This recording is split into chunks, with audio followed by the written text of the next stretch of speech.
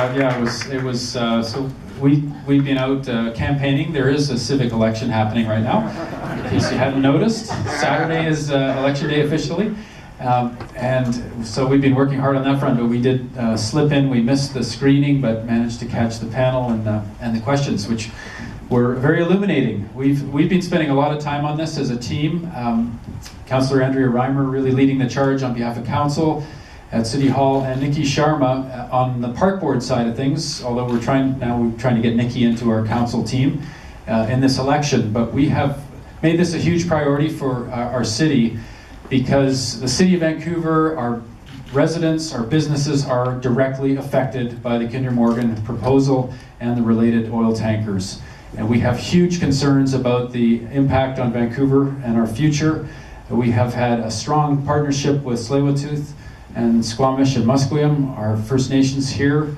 We've been working in partnership with Burnaby, and lots of discussions with other affected local governments around the south coast here in particular. Obviously watching closely what happened up north with Enbridge Northern Gateway and all the communities that organized and raised their concerns there. So what's been really scary is to see a very clear separation happen in this election campaign. And we've seen basically, looks like money and people from the oil industry, oil and gas, from the Harper government. One of Stephen Harper's main people, Dimitri Panagopoulos, is a key player in I don't think I can mention any party names. Well, we'll just keep this all generic, just to be on the safe side, respecting the politics. Well, name names. Okay. So the NPA, or Nonpartisan Association, is at their core one of the key players from the Harper administration historically, doing their mastermind strategy. And we don't have any doubts that there is big oil behind the campaign, basically on the right, a very big conservative push to take power in Vancouver. And they're fine, their line on this is they're fine with the National Energy Board making a decision here and trusting the Harper government with Kinder Morgan's proposal. We're anything but that, and we've made that very clear. What we're finding most challenging here is that they're both in the NEB process, which we are challenging legally. There's no consideration of climate change. We've challenged that in the courts. There's no consideration of the negative economic impact on the City of Vancouver, where we have 30,000 people working in tourism.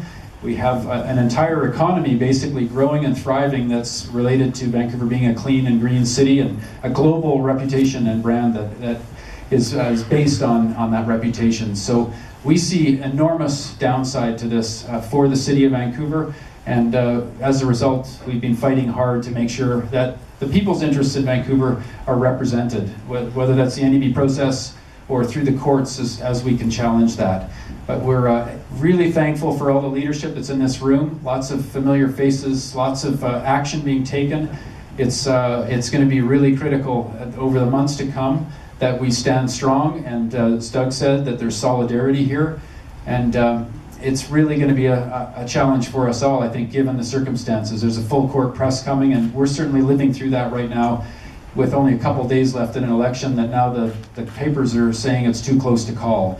So somehow we've ended up in a real battle for City Hall, Park Board, and School Board in Vancouver, and the Kinder Morgan proposal is right in the middle of all that. And the media have said repeatedly, there are no big issues in this election, it's a boring election. So there's been, I think, a very purposeful wet blanket that's been thrown over the civic election to try and mute this and pretend that it's not a big issue for Vancouver, when in fact it's quite the opposite. So really thankful, as we work really hard to be the greenest city in the world by 2020, and we've shown that as a city we can organize, we can rally, and we can make huge gains as a city to be a greener city and inspire other cities around the world to do the same. Despite national governments, state and provincial governments dragging their feet, cities are taking direct action on the front lines dealing with climate. And a lot of this work is happening day to day in cities, and when we have a Kinder Morgan proposal come along like this, it will absolutely dwarf and wipe out all of the work that we're trying to do as a city to be more sustainable and sensitive to our futures. So that's why we see this as an enormous threat. We're hopeful that we have a positive outcome on Saturday, and we can continue this work to fight back and make sure that Vancouver is not becoming an oil port rather than the greenest city in the world. That this is a huge, huge showdown for our city, and we're hopeful that people of Vancouver recognize